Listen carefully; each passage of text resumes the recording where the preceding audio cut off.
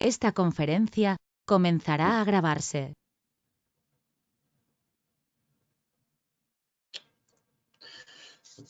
Como les comentaba, la idea, vamos a ver hoy, terminar de ver la norma 1957. Esta es la parte teórica de la norma. Después vamos a ir aplicando distintas cuestiones a lo largo del curso. Y lo vamos a ir mezclando con otras normas y otras.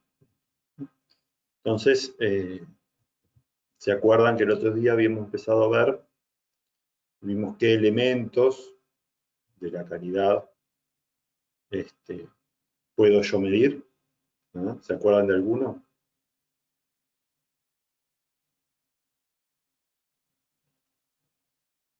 Vayan, revisen. ¿Se acuerdan de algún elemento?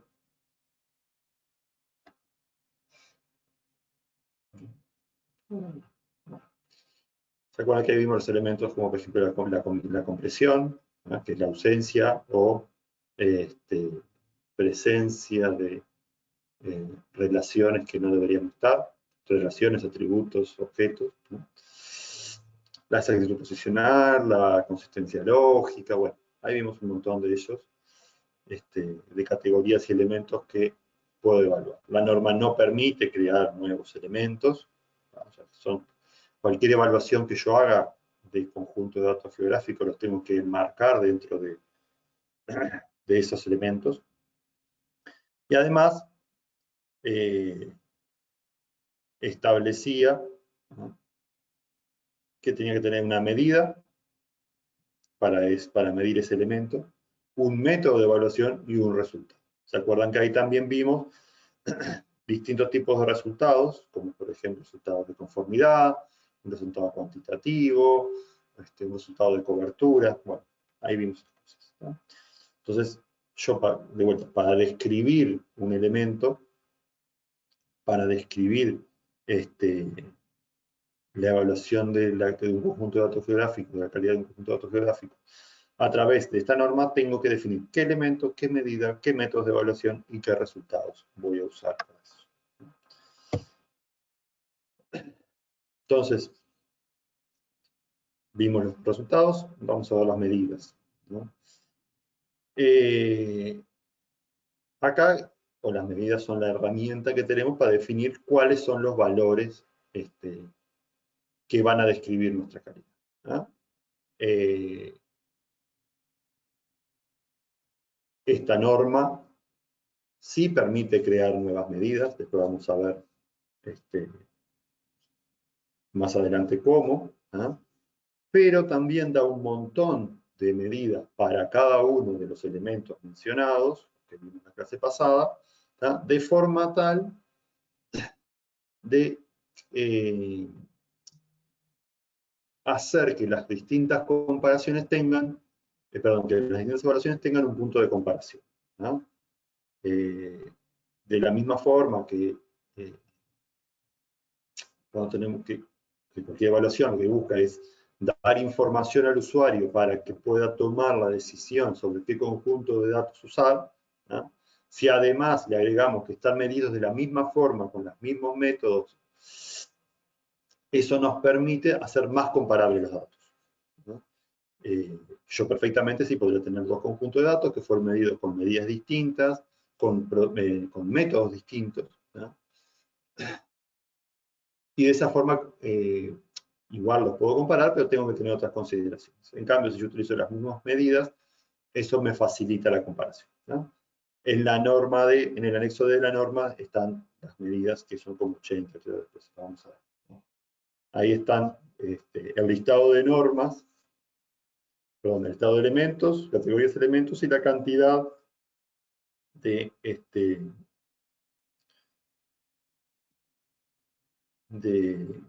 normas, de medidas que da la norma para cada uno de los elementos, ¿no? Simplemente para que lo tengan. Revisen en la norma, en el anexo D van a ver que están separadas básicamente por en este mismo orden, ¿no?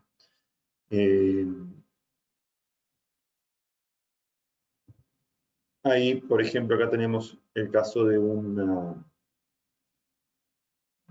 medida para consistencia conceptual. ¿Ah? Por ejemplo, esta medida lo que cuenta es el número de superposiciones no válidas entre superficies. Ustedes han trabajado seguramente con capas de polígonos, ¿ah? Y hay veces que se superponen, ¿no? Esos polígonos en la misma capa.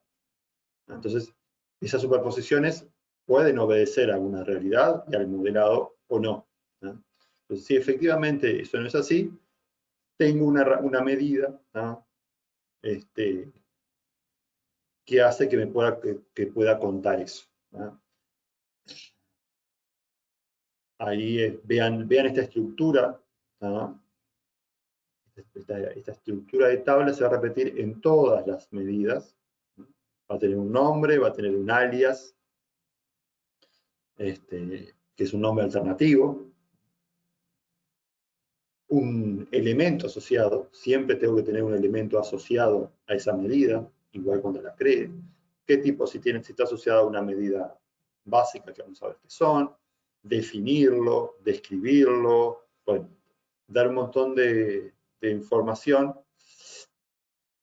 y a su vez poner ejemplos. ¿Tá? Los ejemplos son bien interesantes porque cuando la medida es compleja, facilita el entendimiento. Entonces, eso hay que analizarlo. Y en este caso, las que les voy a mostrar son 2 o 3 para que veamos algunos casos particulares de estas medidas, ¿no? Por ejemplo, una de las cosas que hablábamos el otro día, la consistencia conceptual define, remite a cómo yo defino los objetos. Si efectivamente en esa definición de objetos es imposible que haya superposición de 2 polígonos, bueno, las posibles superposiciones que aparecieren van a ser consideradas un error, ¿no? Por ejemplo, una posibilidad pueden ser las parcelas. No puede haber una parte del territorio que tenga 2 números de parcelas o pertenecer a 2 parcelas, ¿no? Entonces, es si efectivamente yo hago un proceso con esos datos y detecto esa superposición, bueno, ahí tengo un problema y la puedo solucionar, ¿no? La puedo medir, no necesariamente lo voy a solucionar, simplemente medir. Este es el caso de exactitud posicional, ¿no? Esto es un poco para también esta idea de poner esta medida, es sacarlos de el error cuadrático medio, el error medio, no sé, todas las cuestiones asociadas a dar un valor de error, ¿tá? En este caso simplemente cuento las veces que el error en la posición de determinados puntos es mayor que un valor que yo defino, ¿no? Entonces acá no es, el error es de 5 metros. No, lo que digo es, tantos puntos tienen errores en un total de tantos, tengo tantos puntos que tienen un error mayor a un umbral que yo me definí. Ese umbral obviamente va a estar, o tiene que estar acorde a cómo se generaron los datos, ¿ah? Obviamente, si yo tengo las ortofotos, por ejemplo, que están controladas para que el error posicional sea de 1 metro al 95% de confianza, o sea que el 95% de confianza, o sea que el 95% de los puntos aseguro que tienen menos de 1 metro de error posicional, ¿no? Si yo digo que el error máximo o ese umbral que yo defino es de 10 metros, seguramente todos los puntos pasan, ¿no? Entonces, el error máximo tiene que estar acorde al procedimiento que utilicé o a lo que yo necesito. También puedo decir, no, pues yo necesito 50 centímetros, entonces probablemente ningún punto pasa, ¿no? Entonces, hay que tener cuidado de cómo se crearon los datos y para qué los necesito, ¿no? Pero simplemente era para mostrarles un ejemplo de que la exactitud posicional no necesariamente está asociada a un valor, no es tantos metros, sino que también puede estar dada de esta forma. un caso de exactitud temporal, ¿no? Esta vez un concepto medio extraño, pero bueno, es lo mismo que si yo tuviera que medir una distancia, ¿no? En vez de medir usar una regla, usar un reloj. Y yo en definir esa medida puedo tener un error a raíz del instrumento, a raíz de la precisión, de lo que fuera. ¿Tá? Pero bueno, puedo tenerlo y es igual. ¿tá? Y lo importante es que se utilizan las mismas, ¿tá? medidas básicas para una distancia que para el tiempo. ¿tá? Porque el problema es el mismo. ¿tá? Estoy midiendo una magnitud y por lo tanto puedo cometer errores en medir esa magnitud. Otro error, otro ejemplo, para mostrarles que no necesariamente, de vuelta, el resultado es un valor, puede ser una matriz. ¿no? Yo creo que, no sé si todos hicieron captura de datos, pero creo que en captura de datos manejan, o por lo menos les nombran matriz de confusión. ¿no? Bueno, esta, si bien no se llama matriz, o sea, es una matriz de confusión, ¿tá?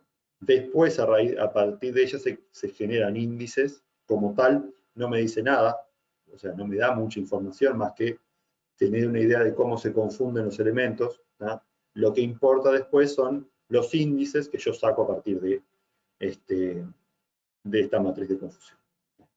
Pero lo importante es que vean que también puedo tener una evaluación de la calidad y el resultado ser una matriz, ¿no? y no un valor.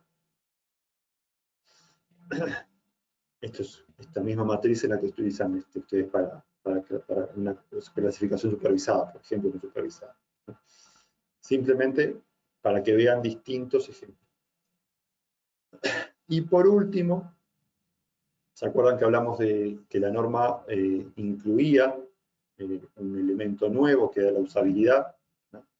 que era qué tanto se adaptaba a un conjunto de datos a determinados requerimientos, necesidades? Entonces, la norma también da medidas. En este caso da un índice, ¿no? Que es simplemente una división. Si yo tengo una cantidad de requisitos que tienen que cumplir mi conjunto de datos para que sea usable por mí, por la aplicación que yo quiera darle, ¿no? sobre las... yo voy a controlar eso y voy a decir, bueno, ¿cuántas cumplen de cuántas no? ¿no? Simplemente hago la cuenta y ahí tengo un índice que me permitiría comparar dos conjuntos de datos. ¿no? La idea de mostrarles esto era simplemente para ver distintos casos. ¿tá? Después ustedes vayan a la norma, miren el anexo D y van a ver todas las opciones que hay. Sobre todo van a ver que hay mucha para esa disposicional, porque como les comentaba es lo que más se ha medido siempre, pero hay para todas. ¿Alguna consulta hasta acá?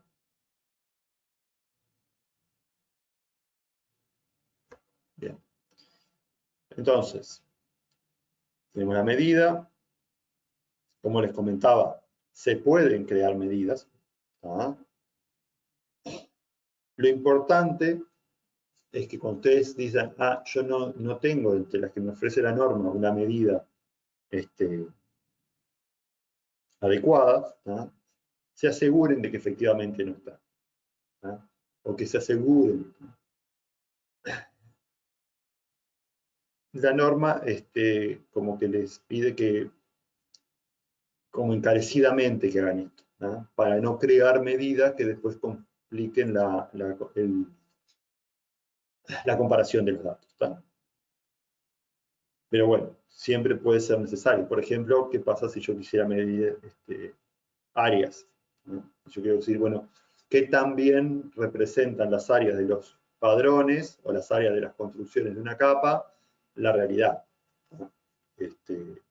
Y eso, si bien se podría usar alguna medida básica, no está del todo, no tiene ejemplos en la norma.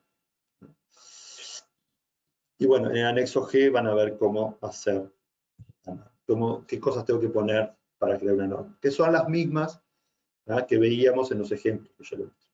Tienen que haber un identificador.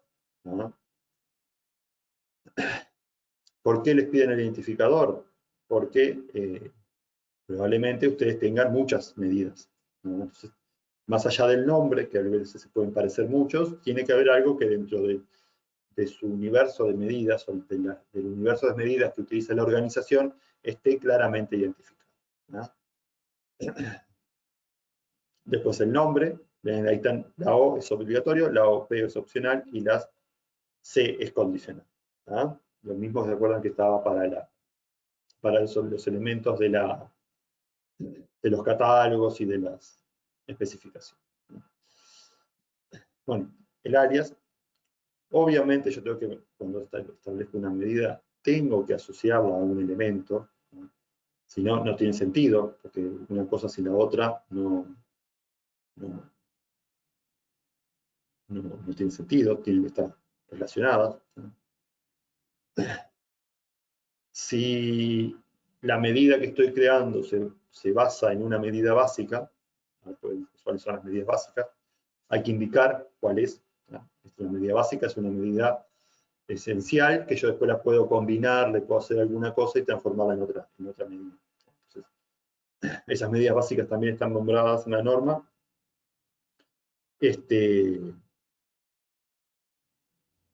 Y si efectivamente la medida que estoy creando se asocia a alguna de ellas, tengo que relacionarlas.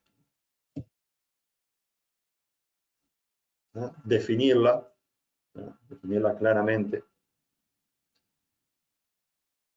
describirla, que es distinto. Acá puedo poner ejemplos de cálculo, puedo poner las fórmulas, puedo poner todo otras cuestiones que ayuden a entender la medida.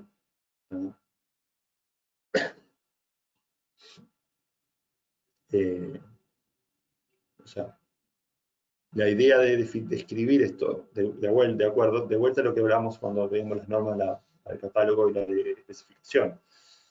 La descripción, obviamente, va a depender de quién describe y del conocimiento y de la experticia que tiene cada uno. Pero bueno, la idea es que se busquen crear medidas claras, con descripciones coherentes, que no dejen lugar a dudas para que cuando cualquiera después la tome, que probablemente sea otra persona y no necesariamente ustedes mismos, pueda aplicarla sin necesidad de recurrir a otro documento que el que la propia medida describe. Si hay parámetros, no sé si no había algún ejemplo, ahí les pongo ejemplos de tablas donde se define un parámetro. Algunos valores son algunos valores intermedios que hay que definir, por ejemplo, si yo no recuerdo, cuando defino el error máximo para el valor para la exactitud posicional, en la tabla que veíamos, ahí requería obtener un valor intermedio, un parámetro que es el error máximo tolerable, en el cual definimos si los objetos están bien o están mal. ¿Qué tipo de valor es el resultado? Si tengo más de un valor, ¿cómo lo estructuro? ¿Cómo doy ese resultado? Eso es opcional. Ven que hay una norma que te dice cómo explicar qué tipos se pueden usar.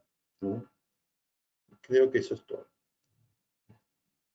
Fuente de referencia, si ustedes están tomando una medida de otra organización, eso también puede pasar. Y ustedes dicen, bueno, pero si estoy tomando una medida de otra organización, ¿para qué hago todo este procedimiento? Pongo la fuente, pongo todo el nombre, bueno, porque en realidad lo que se busca con esto es normalizar la estructura de las medidas para ámbitos geográficos, ¿no? Para organizaciones que trabajen con datos geográficos. Y ustedes dirán, la OTAN sí trabaja con datos geográficos, pero tiene sus propias medidas, sus propios estándares, sus propios, que no necesariamente son los mismos que esta norma. Y además una cosa que seguramente les comenté Miguel, cuando vean gestión de calidad, una cosa es una organización pequeña que recién está empezando, o que está empezando en el tema de calidad, no quiere decir que esté empezando a ejercer su tarea, sino que está empezando con el tema de calidad, realmente es un esfuerzo muy grande, ¿no? Entonces, esta norma o esa estructura que ustedes tienen ahí para crear una medida, lo que trata es, bueno, cuando está en una organización que está empezando el tema de calidad, decir, bueno, por lo menos completa esto. Después, a medida que la organización se va complejizando, que va aprendiendo en temas de calidad, podrá ir complejizando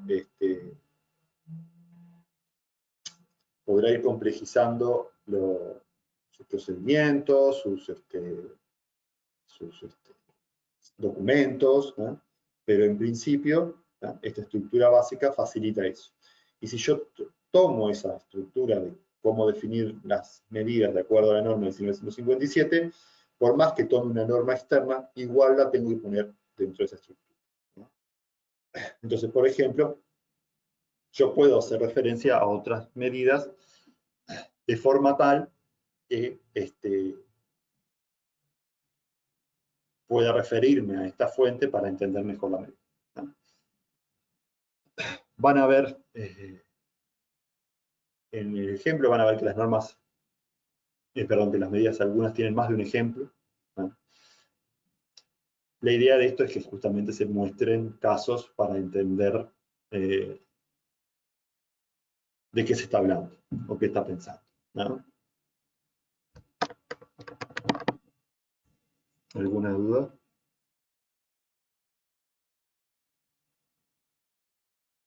Bien. No. Bien, gracias. Entonces, veíamos, ¿no? Yo había un apartado dentro de las medidas, que era si la medida que yo estaba creando se refería a una medida básica, ¿no? Había que hacer referencia a ella. Entonces, la norma define o clasifica estas medidas básicas básicamente en dos categorías, que son de recuento y de incertidumbre, o sea, contar errores o definir qué tan errado está una medida, ¿no? Son dos, unas de recuentos, digo, esto está mal, esto está mal, esto está mal, eso es conteo, esto está bien, esto está bien, esto está bien, eso es recuento.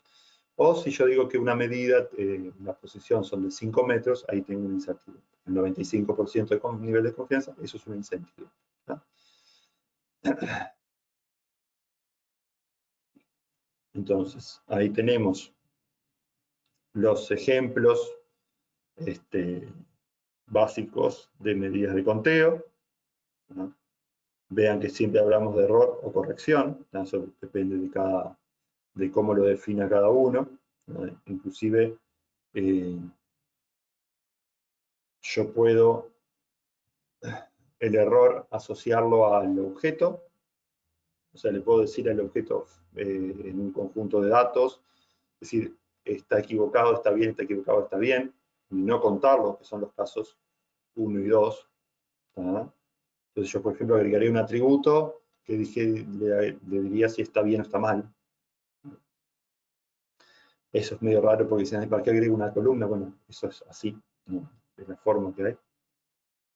Después los puedo contar, o sea, yo necesito indicar que un objeto está equivocado para después poderlos contar, que son los otros dos que están ahí, y después puedo hacer un índice, ¿no?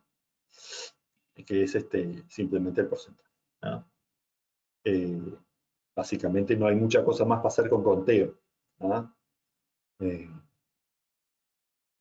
En el sentido de que esas son las opciones que nos brindan. Después yo puedo decir, bueno, tengo 2 o 3 índices de error y los transformo en uno nuevo. Bueno, eso es otra historia. Yo ya puedo decir, bueno, utilizo medidas básicas, pero en realidad estoy procesando esas medidas básicas para tener otros índices. O si en vez de hacerlo, no sé, es otro caso. Pero bueno, es esto, ¿no? Simplemente son las opciones de medidas básicas que tengo. Después yo puedo combinarlas o cambiarlas o ver cómo para tener otros resultados. Y eso, en cuanto a los conteos, eso es bastante sencillo porque simplemente cumple o no cumple un objeto, ¿no? El tema que cuando pasamos con incertidumbre, ahí tenemos que, ya no estamos en algo tan sencillo como un conteo, que puede ser una distribución binomial o sigue una ley de probabilidad binomial, sino que estamos hablando de valores aleatorios, ¿no? De variables aleatorias. Entonces, eso tiene algunas particularidades que yo tengo que controlar cuando aplico este tipo de, o es deseable controlar cuando aplico medidas que están basadas en incertidumbre, ¿no? Esto es que las incertidumbres, o sea, que los errores, o que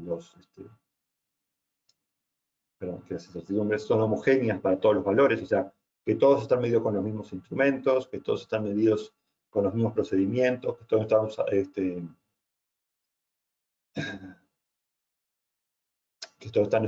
¿cómo es?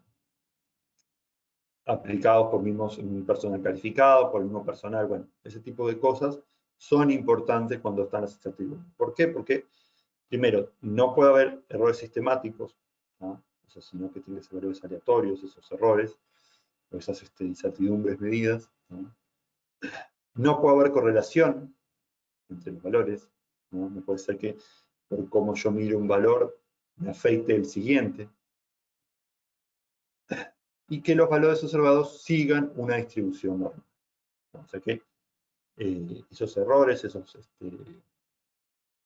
dimensiones que siguen, que están basados en la incertidumbre, tienen que seguir una distribución normal. Si no, todos los supuestos que hay detrás de esto podrían llevarnos a errores equivocados, ¿no? Por eso, una cosa que es importante cuando trabajamos con medidas de incertidumbre es que antes de proceder a dar la medida, yo tengo que verificar estas cuestiones, ¿no? Entonces, ahí puedo chequear que la muestra es homogénea a través de test estadísticos, que no hay correlación entre los valores, que siguen una distribución normal. Entonces, vean que si bien me dan más información, porque eso es una de las ventajas que tienen las medidas de incertidumbre, darme más información, no es simplemente cumple o no cumple, o correcto o incorrecto, sino que yo sé si es incorrecto por un segundo o incorrecto por 30 segundos, ¿ah? En caso de tiempo. Pero de todas formas requiere conocer mejor los datos, ¿no? ¿Por qué? Porque tengo que hacer unos test previos para poder, y eso implica, obviamente, mayores costos. Ahí están las medidas para una dimensión, ¿no? Esto se puede aplicar para una dimensión, una longitud, un tiempo, todo lo que tenga una dimensión.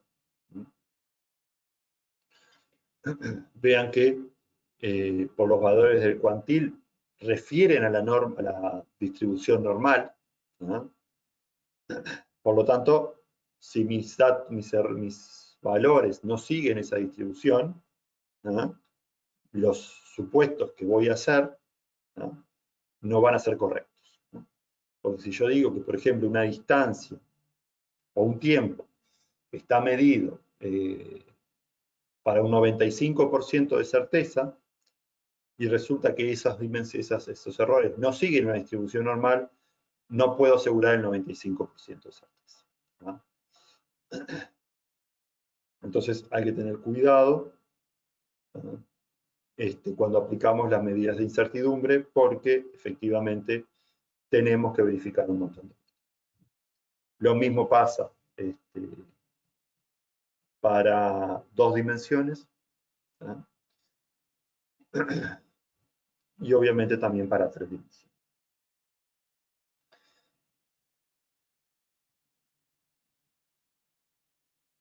de vuelta, hay que tener cuidado con estas cosas porque requieren esos controles. ¿No? ¿Alguna duda?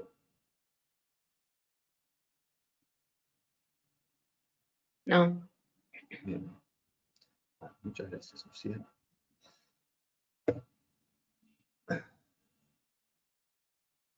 Bien. Entonces, nos queda por ver una cosa que son los métodos.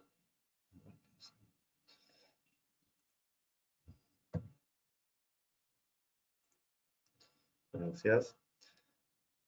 Que ahora lo vamos a ver. Pero entonces, ¿cuál es el proceso que yo voy a utilizar para llevar adelante la evaluación? ¿No? O sea, el proceso, tengo distintas etapas en ese proceso.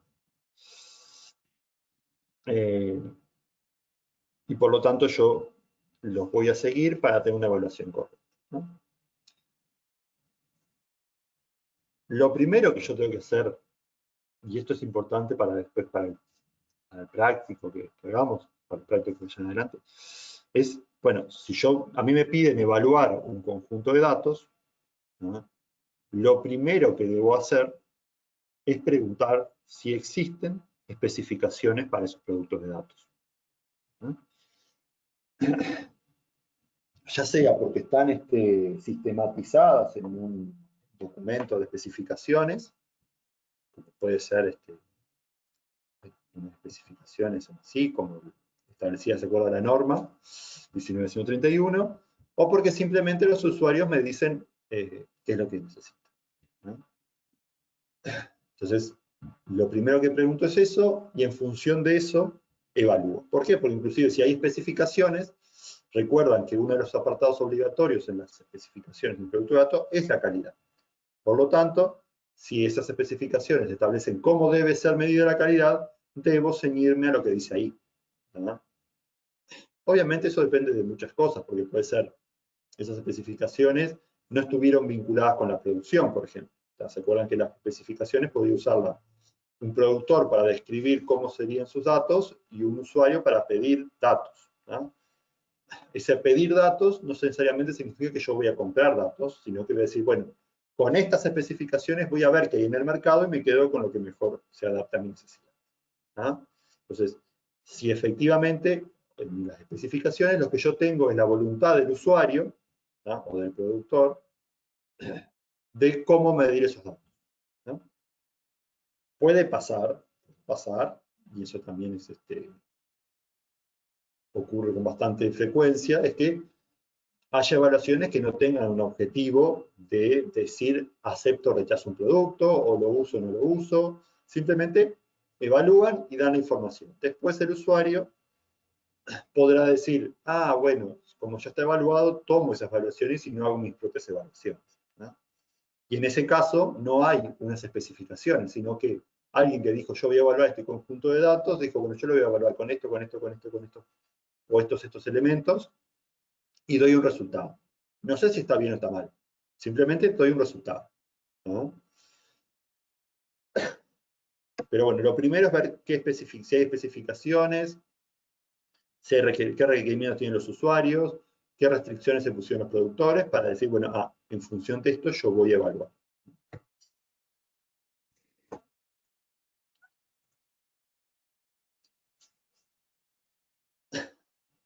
Otra cosa que yo tengo que buscar, no siempre existen,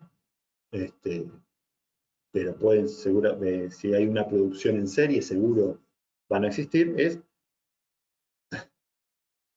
¿cuál fue ese proceso de producción? ¿Se acuerda que hablamos que la calidad atraviesa todo el ciclo de vida del dato? Entonces, la producción es parte de ese ciclo de vida, es la creación de ese dato, que arrancó con las especificaciones. Entonces tengo que ver ese procedimiento. Y en cómo se llevó a cabo, con qué equipos, en qué tiempo, con qué recursos humanos, bueno, ese tipo de cosas. Y además, eso lo vamos a ver más adelante, la producción, ¿no? O el proceso de producción es controlado. No necesariamente con los elementos o los parámetros que voy a medir el conjunto de datos finales, pero sí con determinados controles, ¿no? Por ejemplo, si bien en el vuelo fotogramétrico nacional se dice el resultado final, que eran las ortofotos, se le exigía una exactitud posicional de 1 metro para el 95% de nivel de confianza, ¿no? Hay controles intermedios a ese proceso, como por ejemplo, bueno, los centros de las fotos estaban tomados a determinada exactitud con el GPS, la restitución, los bloques fotogramétricos no tenían errores mayores a tales valores, ¿no? Y esos son controles intermedios que no necesariamente necesito saberlos para mi control final, pero que me ayudan a definir, por ejemplo, si yo no tengo especificaciones, cuál es el error esperado, por ejemplo, en el caso de las autoimágenes. ¿Ah? En el caso del vuelo fue al revés. Yo dije cuál era la calidad final que quería y en función de eso se hicieron los procedimientos para asegurar esa calidad. Pero en el medio de esa producción yo tengo que ir controlando a ver si estoy cumpliendo con esos estándares, ¿no? No para la ortofoto, porque todavía no la tengo, sino para esos pasos intermedios que me aseguran que cuando yo tenga la ortofoto, voy a tener una ortofoto con 1 metro de exactitud posicional al 95% de nivel de confianza, ¿no? Entonces, durante la producción hay controles de calidad, ¿no?, que me aseguran a mí obtener el producto. Entonces, yo también tengo que conocer eso para mi evaluación, ¿no? Como decía, hay una evaluación cualitativa, ¿no?, que se hace con el linaje, el uso, los métodos, la descripción de los procedimientos de producción, en fin, ese tipo de cosas, ¿no?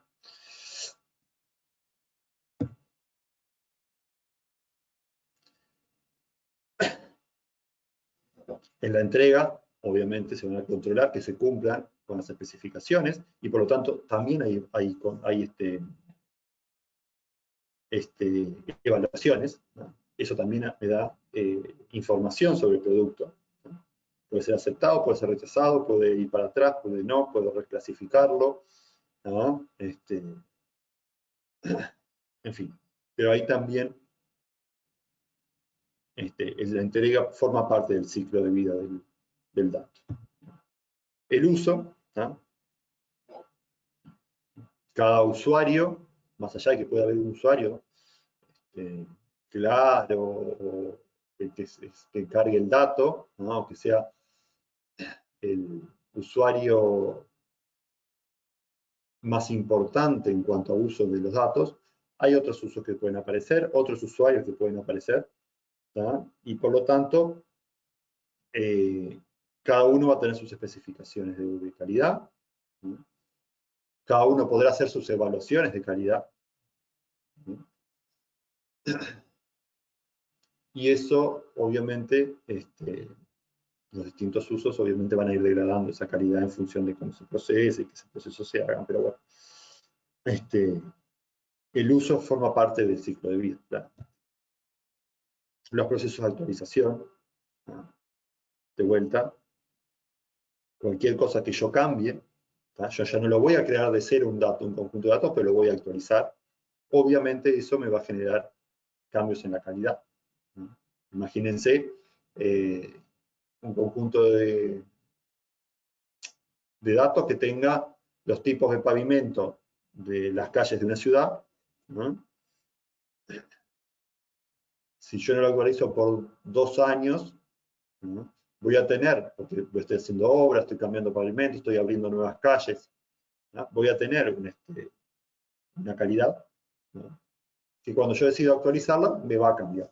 Actualizo a determinada fecha, no quiere decir que no tenga errores, simplemente lo estoy actualizando y por lo tanto estoy cambiando la calidad de ese conjunto de datos. Y por lo tanto tengo que volver a evaluarlo, ¿no? ¿Se acuerdan que hablamos? Que cada vez que yo cambio algo en un conjunto de datos, tengo que volver a evaluarlo. Debería volver a evaluar, ¿no? Tener un calmo. Por eso hay cuestiones cualitativas que hacen que me permitan a mí tomar la decisión de evaluar o no evaluar.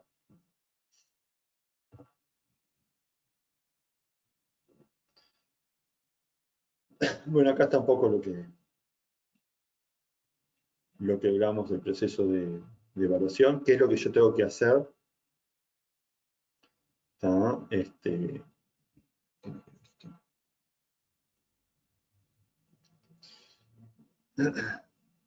Para evaluar tengo que, los pasos, ¿no? Definir qué voy a evaluar, qué unidades, qué elementos, ¿no? Que pueden estar dados por las especificaciones, qué elementos evaluar, ¿no? Qué medidas voy a evaluar, qué procedimientos voy a usar para evaluar esas medidas. Y en función de esos resultados, dar la evaluación final, asociada a la conformidad. ¿Te acuerdan que hablábamos si teníamos especificaciones, si teníamos parámetros para esa calidad, definir los niveles de conformidad, que se acuerdan que era una forma de dar resultados, ¿no? O si no, simplemente un informe de la calidad, ¿no? Pero estos pasos está bueno tenerlos en mente, ¿no? Porque de vuelta, está asociado al esquemita inicial donde veíamos, bueno, yo tengo que tener un elemento, tengo que tener una medida, tengo que tener un método y tengo que tener un resultado. ¿Alguna consulta?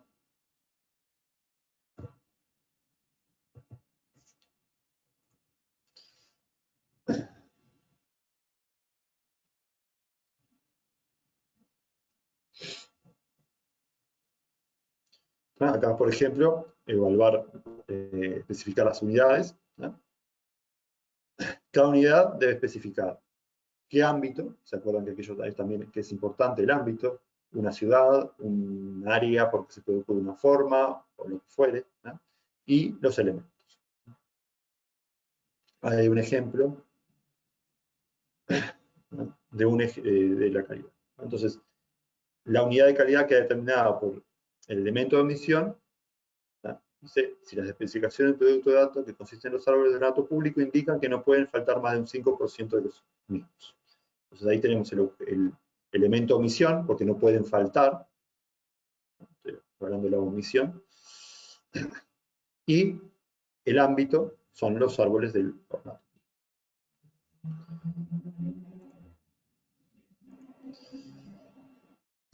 Indicar qué medidas voy a usar, ¿no? De vuelta, en el mismo caso,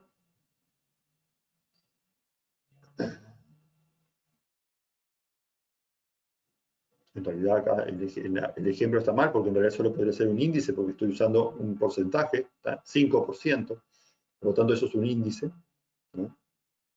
Podría usar los otros, porque en el proceso de obtener los índices voy a tener qué ítem está mal y qué cantidad voy a tener omitidos, ¿no? Pero serían datos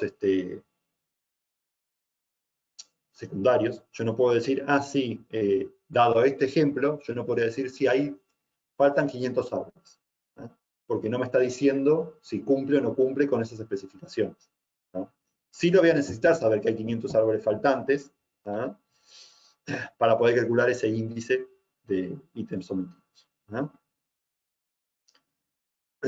Pero bueno, acá tengo la medida, ¿no? Acá sí, no me dice cómo, ¿no? Este ejemplo,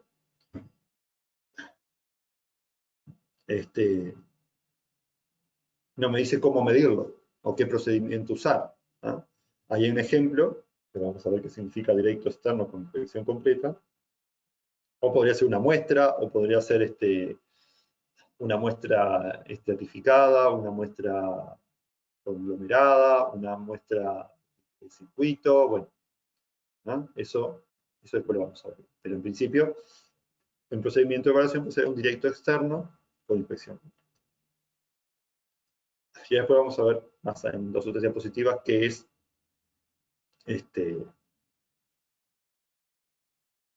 directo externo y eso, ¿no? Y después tengo que dar resultado. Entonces ahí, por ejemplo, doy, si faltan 2 de un total de 25, quedaría, o que vean lo que es, está acá, aparece de vuelta acá, el universo de discurso. Mi universo de discurso dice que tendría que haber 25, pero en realidad hay 2 omitidos. Bueno, esa relación, ¿tá?, es el índice, ¿tá?, de objetos omitidos. En este caso, ¿cumple o no cumple con las indicaciones? Si fuera este el resultado.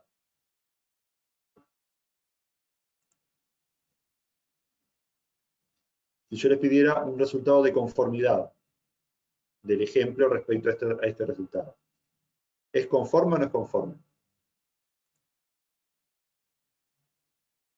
¿No? Además de Fabiana.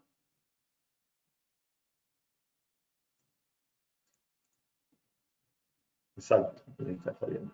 Supera el 5%, por lo tanto, no estaría aceptando ese conjunto de datos. Esto es simplemente como adelanto. No es lo mismo que falten 2 árboles en 25 que falten 2 árboles en 40.000 árboles. Entonces, un adelanto de las cuestiones, yo trato de que mis ámbitos abarquen la mayor cantidad posible de datos para que, si yo tengo muchos errores, igual pase. No voy a querer, salvo excepciones, porque no tengo más que un objeto, tener un ámbito que me diga, tengo 10 objetos. Si obviamente el conjunto de datos los tiene, pero voy a tratar de que sea lo más, yo como productor, para que no me rechace, voy a tratar que mi conjunto de datos sea lo más grande posible, a los efectos de que si tengo muchos errores, pasen más desapercibidos. Pero efectivamente, en este caso, como yo pedía un 5%, ¿no?, y acá tengo un 8%, estaría rechazando ese producto, o no sería el producto ideal que yo necesitaría para mi objetivo. Obviamente, si hay una única capa de árboles, ¿no?, y bueno, tendré que usarlo igual, pero sabiendo que tiene este 8% de objetos faltantes.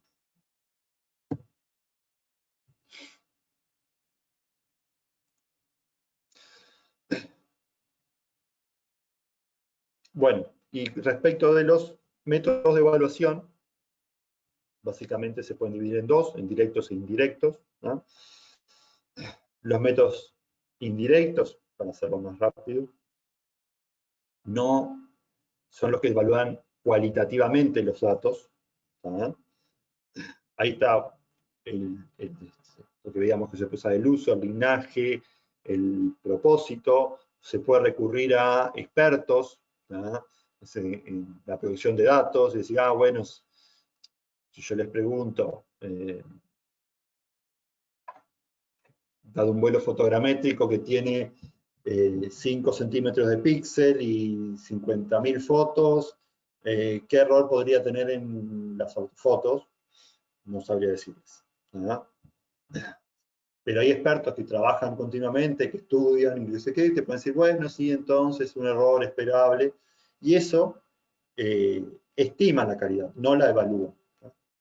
Están diciendo un error esperable, no el error real, o el error medido, ¿no? Entonces, si bien yo no tengo un número o un resultado de una evaluación, tengo una estimación. Y por lo tanto, me puede servir, ¿no?, o ser suficiente para mis propósitos. Los métodos directos, ¿no?, utilizan o trabajan con los propios datos, ¿no? Ahí, básicamente, los internos, o los métodos internos, utilizan los propios conjuntos de datos. O sea, si yo tengo un conjunto de datos, los métodos internos, ¿tá?, utilizan el propio conjunto de datos. ¿Cómo es esto? Y bueno, si yo tengo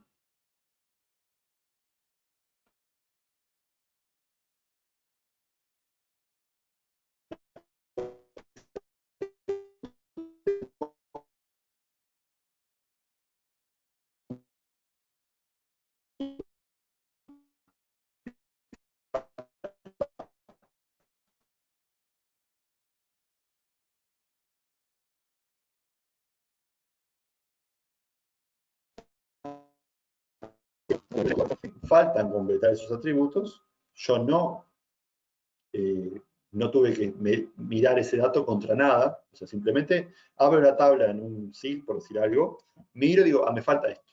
¿Verdad? Estoy solamente usando el propio conjunto de datos para evaluar. ¿Verdad? Por eso es interno. Y después la externa es al revés. Utilizo o comparo mi conjunto de datos con una fuente de mayor exactitud.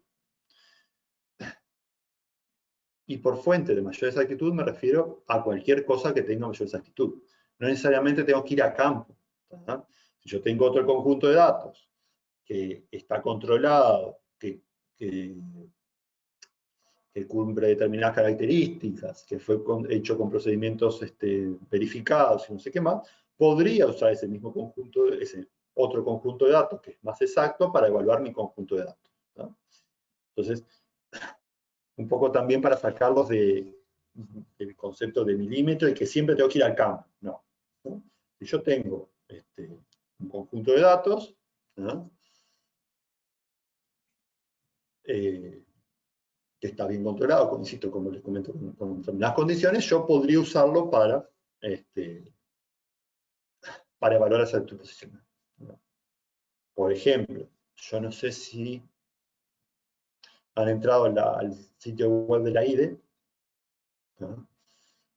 Pero ahí, por ejemplo, están las ortofotos del vuelo y están subiendo un mosaico de las fotos del 67.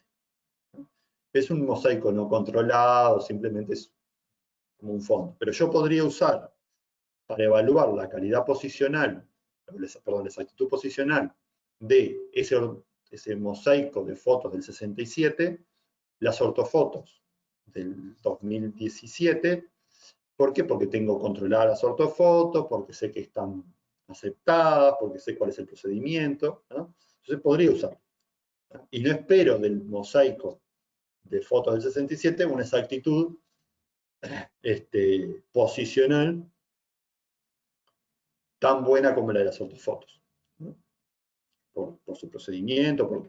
Yo ahí no tengo que ir a campo, simplemente comparo uno con otro y tengo un resultado. ¿No? No sé si quedó claro esto. Bueno, acá estaba todo lo que le estaba diciendo. ¿No? Una cosa, con los métodos directos internos. No sé si está más adelante, no me acuerdo. Pero una cosa que pasa con los directos internos es que como yo utilizo el propio conjunto de datos, ¿no? Les exijo calidades muy altas. ¿No? ¿Qué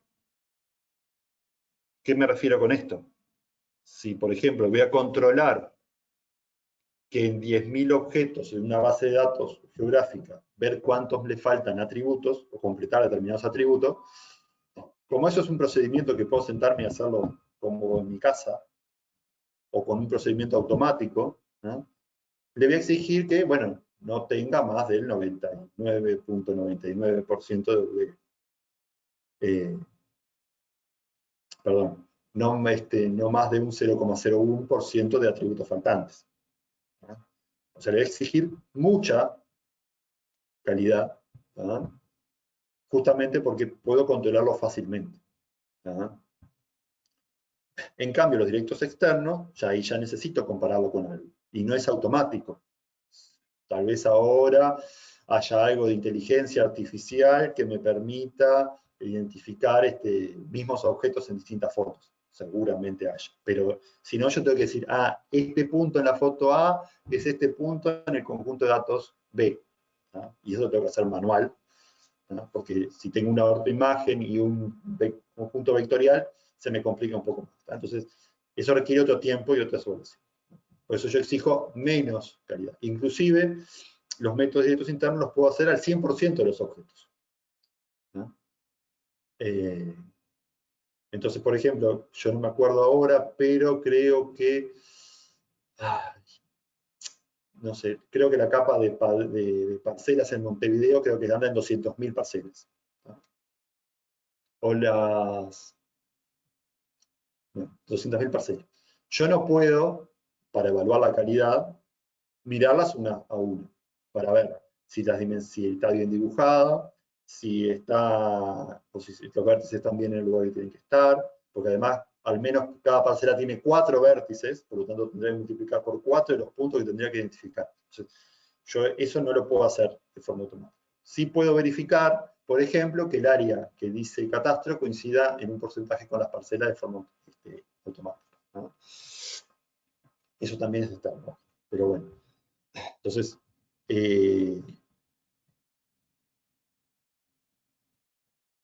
los procedimientos internos tienen esas ventajas, ¿no?, de poderlo hacer al conjunto de datos en completo, ¿no?, cosa que me costaría mucho hacer los métodos directos externos, ¿no? Yo no puedo, ya les digo, mirar cada parcela de Montevideo, que al menos tiene 4 vértices en su 99.99%, que al menos tiene 4 vértices, es decir, bueno, cada uno de los vértices sacar las coordenadas en la ortoimagen, cada uno de los vértices sacar las coordenadas en el conjunto de datos y comparar. Me llevaría la vida, ¿no?, y no tendría sentido, ¿no? Por eso existen los métodos directos externos, utilizan muestras o muestreos para evaluarlos. Ahí está, esto lo veníamos hablando. Bien. Esto ya lo vimos, ¿no? Los indirectos, linaje, método de producción, expertos, bien, todo lo que se les ocurra para evaluar, ¿no?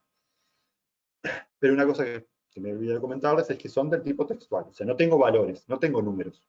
Son la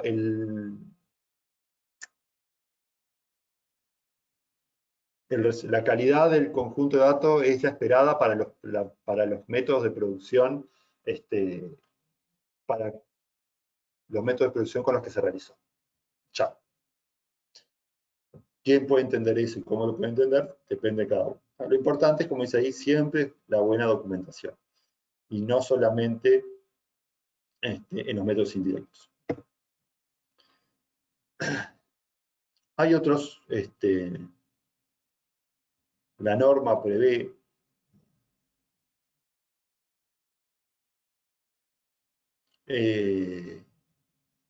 que a partir de evaluaciones, ¿no?, que yo haga, puedo generar nuevas evaluaciones, como agregando o derivando resultados.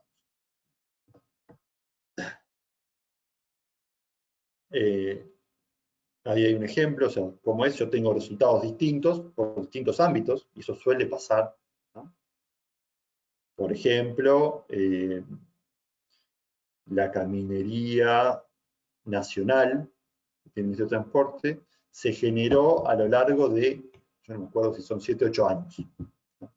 La original, la vieja, la que ya casi no queda la mitad disponible. Entonces, durante esos 8 años, pudieron, y seguramente, cambiaron los procedimientos, ¿no? Porque en esos 8 años se cambió el GPS con el que se relevaba, cambió la constelación de GPS que había disponible, cambió el vehículo donde se relevaba. Entonces yo puedo evaluar por separado cada una de las etapas, ¿no? Primero, los departamentos que se hicieron al principio, los que se hicieron en el medio, los que se hicieron al final, y después los separados, y después dar un resultado final, ¿tá?, para el conjunto de datos completo. Yo estoy agregando resultados, ¿no? La derivación, por otro lado, es cuando yo tengo un resultado por procedimientos estadísticos o matemáticos, puedo generar un nuevo resultado, ¿tá? En este caso, creo que es claro, ¿tá? Veíamos que las medidas básicas que tienen un tema, que siguen una regla de distribución probabilística, ¿no? Simplemente si multiplico y divido por un factor, ¿no?, voy a cambiar el nivel de confianza. Si ustedes se acuerdan, yo creo que me acuerdo que la norma, la distribución normal, si yo tengo un valor y lo multiplico por 1,96, estoy dando ese valor para el 95% de certeza. Y yo tengo ese valor y lo utilizo. Ahora, si yo quiero llevarlo al 99.3 o 99.7 de confianza, lo que hago es dividirlo por 1,96 y multiplicarlo por 3. No estoy levantando datos de vuelta y nada, simplemente a partir de 1 estoy generando el otro. ¿No? Acá sí, no junto de varios lados, o sea, no agrego un resultado, sino que simplemente a partir de un valor lo proceso y genero otro. ¿Quedó claro? Bien. Sí. Bien. Y por último, informar de la calidad. ¿Ah? ¿Se acuerdan? Esto ya más o menos lo vimos. Las dos formas que la norma establece para informar de la calidad, no quiere decir que no existan otras, ¿ah? Es a través de los metadatos, que sí o sí tienen que estar. ¿Ah? Van a ver, si trabajan con metadatos,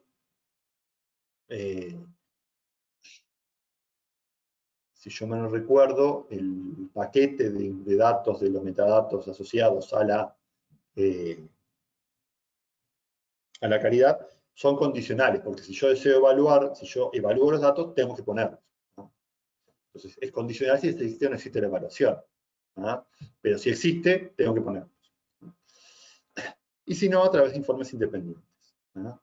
Los informes independientes, y perdón, una cosa que tienen los metadatos es que es información muy estructurada. ¿Qué elemento evalué? ¿Qué medidas usé? ¿Qué procedimientos de evaluación usé? ¿Métodos de evaluación usé? ¿Qué resultados tuve? ¿Tá? Y poca cosa más. Que vean que es un poco el esquema que veníamos viendo de qué cosas tengo que tener para definir un elemento de la calidad y su evaluación. En cambio, los informes independientes, yo puedo agregar toda la otra información que entienda necesaria y que no esté ahí. ¿Ah? No sé, qué equipos usé para hacer el relevamiento, qué personal usé, en qué fecha hice el relevamiento de campo, cuál es el algoritmo que utilicé para controlar que efectivamente los valores estén completos en la base de datos, lo que se les ocurra. ¿No? Pero sí da más información. Por ejemplo, si estoy evaluando el área de las parcelas, ¿no? Entre mi dibujo y lo que dice el catastro, bueno, ¿cuál es la muestra de parcelas? Y puede haber un mapita donde muestre dónde están las parcelas seleccionadas, o la exactitud posicional, o lo que se les ocurra. ¿No? Lo importante es que esto no tiene, los informes independientes no tienen una estructura, pero sí tendrían que ser lo más completos y detallados posible, más que los metadatos. O sea, seguro más que los metadatos. Creo que en el documento que está para leer hay algún ejemplo. Y si no, yo les voy a pasar un documento que también tiene algún ejemplo de esto. ¿No? Como decía, a través de los metadatos es obligatorio. Este es obligatorio, si yo tengo la calidad, tiene que estar en los metadatos. ¿No? Esa es la obligatoriedad. No es que, cuando llegue a completar los datos, me obligue a llenar la calidad. Porque si no, siempre voy a estar en falta con mis metadatos. ¿No? Por eso, no sé si se entiende la diferencia. Porque los metadatos son complicados para el 90% de los mortales. ¿Ah? No es que sea obligatorio que el metadato para estar completo me exija la calidad. No, es que si yo evalúo la calidad, obligatoriamente tengo que ponerle los metadatos. ¿No? Eso es la. Los metadatos también tienen paquetes de información obligatorios, condicionales y opcionales. ¿Ah? Entonces, dentro de esos, los de calidad, si yo me lo recuerdo, están dentro de los condicionales. La condición es, si tengo una evaluación, tengo que reportarlo a los metadatos.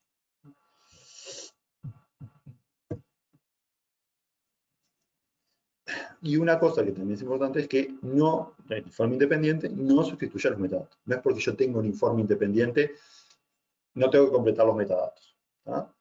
Sí puede pasar, y seguramente pase, es que en el informe independiente de la calidad tenga la información necesaria para completar mis metadatos. E inclusive, eso no lo recuerdo, que en mis paquetes de metadatos yo pueda poner una referencia a un documento que sea el informe independiente de la calidad. ¿No? Entonces, como fuente de los metadatos, de la información de calidad de los metadatos, porque tal vez, yo la verdad no recuerdo, pueda poner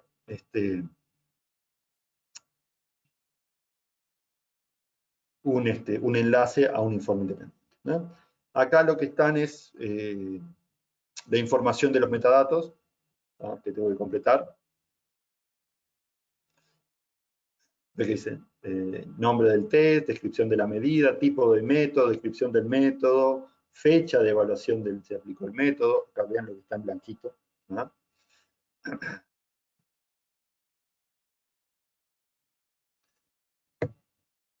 Después, si hay especificaciones, cita las especificaciones. Explicar la conformidad en caso de que haya conformidad. ¿No? Cumple o no cumple. ¿No? Si cumple o no cumple. ¿No? En fin. ¿Qué unidades? ¿Qué valor? Bueno, estas son las cosas que se piden en los metadatos. Simplemente se los puse para que lo vieran. ¿No? Yo no sé si han trabajado con metadatos.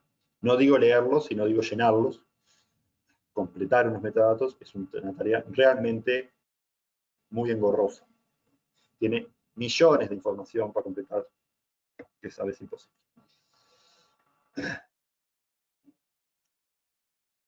Por último, y para reforzar un poco la idea, ¿por qué tengo que informar de la calidad? ¿No? Lo que les comentaba, para encontrar conjuntos de datos adecuados a mis usos, para fomentar el uso. ¿No? Hay políticas, sobre todo yo conozco, por lo menos políticas establecidas por normas, ¿no? Que es la reutilización de datos, que es obligatorio reutilizar datos si el dato está disponible. ¿No? No es, bueno, yo sé que es ese dato, pero voy a hacer mi propio conjunto de datos. No, eso no. Europa tiene toda una política de reutilización de datos. Se premia al que utiliza datos, reutiliza datos. ¿No? Entonces, si yo tengo evaluada la calidad, es más fácil que digan, este conjunto de datos sirve o no sirve. ¿Tá? En Uruguay no nos pasa porque comúnmente no hay más de una única fuente de datos. Pero, imagínense que ustedes los contratan para hacer un mapa de X o recopilar una base de datos X de todas las Américas. Bueno, ahí ya se complica porque el proveedor no es el mismo y por lo tanto yo tengo que juntarlas y usar esa información. Bueno, demostrar conformidad con las especificaciones o requerimientos de usuario. Tengo las especificaciones, tengo que ver si cumplen o no cumplen. Como parte de iniciativas de gestión de los proveedores, ¿no? Esto es para la relación usuario-proveedor, no es yo no te pido y no te hablo más, sino que hay una ida y vuelta, hay un trabajo conjunto entre usuario y proveedor para llegar a los estándares de calidad. Y eso ayuda, la evaluación de la calidad ayuda en eso. ¿No? O por lo menos para exigirle a los proveedores que cumplan determinados niveles de calidad, por ejemplo. ¿No? Que también, eso depende de cada productor, pero si yo empiezo a exigir determinados estándares de calidad, los productores pueden decir, bueno, yo no me puedo acoplar, es muy caro acoplarme a estas exigencias, por lo tanto no produzco más este dato para vos, para un usuario particular. Si yo tengo evaluados los conjuntos de datos, si yo proceso esos conjuntos de datos, después puedo volver, o tengo información para evaluar esos nuevos conjuntos de datos, de base. Yo proceso un conjunto de datos para obtener un nuevo conjunto de datos, la calidad de uno y de otro, si bien no es la misma, van a estar relacionadas. Por lo tanto, puedo, en ese análisis indirecto de la calidad, puedo basarme en esos datos. ¿No? Y después para la toma de decisiones. Obviamente.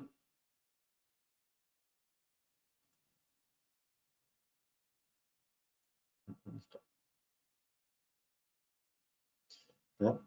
Obviamente para tomar decisiones. Si no conozco la calidad, no puedo tomar decisiones. Por lo menos del todo basadas en evidencia.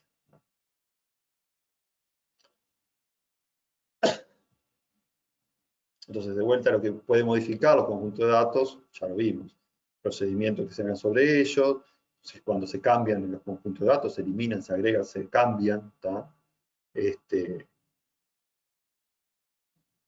Los objetos cambian la calidad. Cuando se especifican cambian las especificaciones. ¿tá? Si yo antes ponía un valor de conformidad y ahora pongo otro, bueno, obviamente la calidad cambia. Puede ser que en uno pase y en otro no pase, por lo tanto la calidad cambió. Y porque cambia el mundo real. ¿tá? Desde el momento que nosotros tomamos un dato y lo metemos en nuestra base de datos, ese dato va a estar desactualizado porque el mundo real cambia. ¿no? Y por eso es importante medir eso. ¿no? Yo no sé si se acuerdan de la clase pasada, ¿no? donde veíamos los ejemplos. Cuando yo iba nombrando los elementos, le iba poniendo ejemplitos con las casitas y ese tipo de cosas. Y ahí en algunos casos, yo creo que específicamente les mencioné, puse el mismo ejemplo para mostrarles que los mismos defectos ¿tá? pueden ser medidos desde distintos puntos de vista o con distintos elementos y distintas medidas. Entonces, obviamente, yo puedo usar distintos elementos y distintas medidas para medir cosas que son iguales. ¿no? Entonces, ahí hay un pequeño resumen ¿no? de, por ejemplo, la compresión, la exactitud temática y posicional, se utilizan ¿no? para describir cómo se relaciona el conjunto de datos con el universo de discurso. ¿no? Esto es, ¿me faltan o no me faltan objetos de acuerdo al universo de discurso? Los objetos están correctamente clasificados, obtienen los atributos correctos, correctamente asignados, ¿no? En función de lo que me dice el universo de discurso. ¿no? Están correctamente ubicados en el espacio, de acuerdo a lo que me dice el universo de discurso. ¿no? Entonces, esos elementos describen o se asocian a eso. La consistencia lógica, ¿no? simplemente mira cuestiones internas, ¿no? o con cuestiones conceptuales. ¿no? Yo no me interesa conocerla, más, no me interesa y no necesito conocer la realidad de terreno. Es lo que yo les decía. No me importa si los atributos están bien, sino que toman los valores que me define mi catálogo de objetos. Si yo un atributo puede tomar los valores 1, 2 y 3, no me importa si 1, 2 y 3 están correctamente asignados al objeto, sino simplemente estoy dentro de esos valores. Si aparece un 4, sé que está mal. ¿no? Y no fui al campo, no miré mi universo de discurso, ni nada. ¿no? Perdón, mi universo de discurso siempre tengo un 2. ¿no? Entonces, eso son cuestiones internas de los datos, ¿no? reglas topológicas, formatos, en fin, ese tipo de cosas que no lo vinculan con el medio, con el universo de discurso. Y la temporal tiene una mezcla de todo, porque algunas cosas están vinculadas al terreno, cuándo ocurrió tal evento, cuándo se derribó una construcción, se construyó una casa, en fin. Y lo otro es, yo no puedo derribar una casa antes de tenerla construida. Entonces hay una regla lógica que me dicen, bueno, si tengo fecha de construcción y fecha de demolición, la fecha de demolición no puede ser anterior a la fecha de construcción. Eso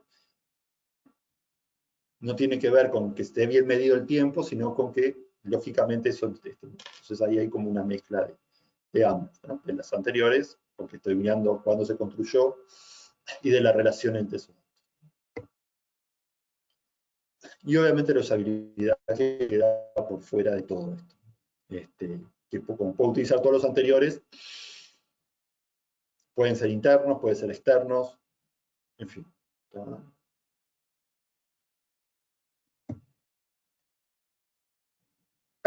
Y acá, esto está en la norma, pero simplemente me parece bueno mostrárselos. ¿Tá?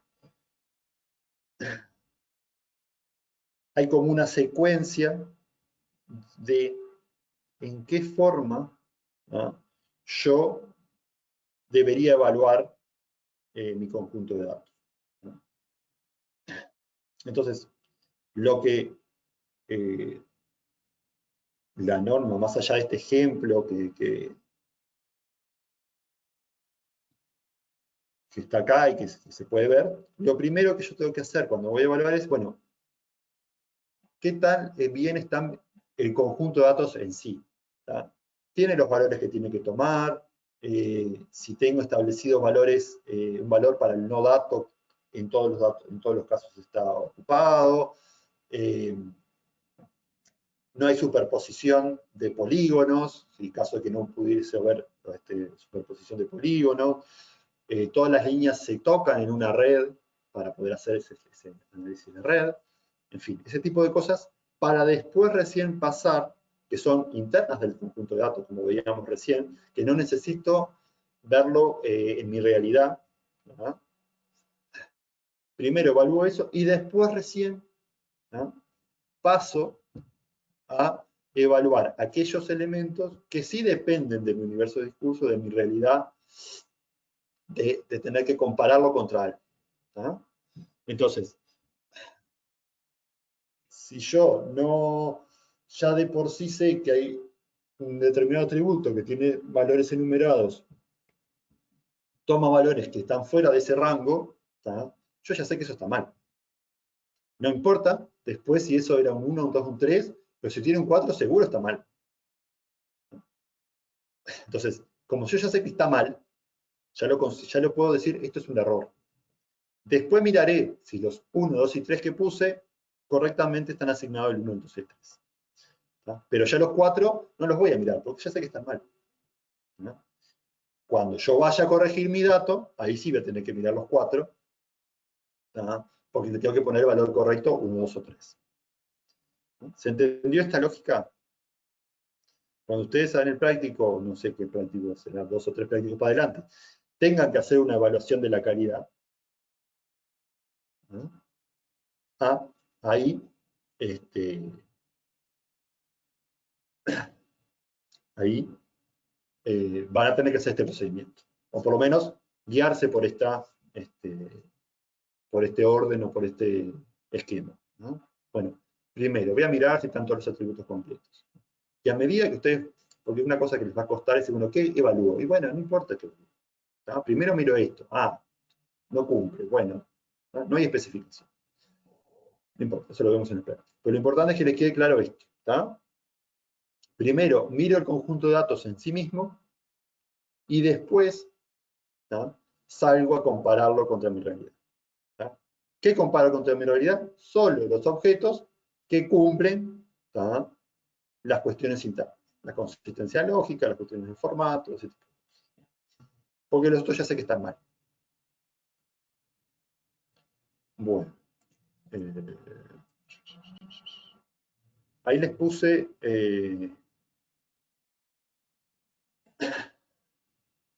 que para mí tienen que leer sí o sí, más allá de la norma. Recuerden que yo que les hablaba de la norma, tienen una parte, que es el texto de la norma, y después vienen los anexos, ¿tá? Bueno, la parte obligatoria, la parte de la norma, obviamente, pero además, como dice la norma, les recomiendo encarecidamente que lean el anexo E y el anexo I de la norma. Porque ahí le va a aclarar un montón de cosas, porque son ejemplos, porque son cosas que realmente aclaran los conceptos.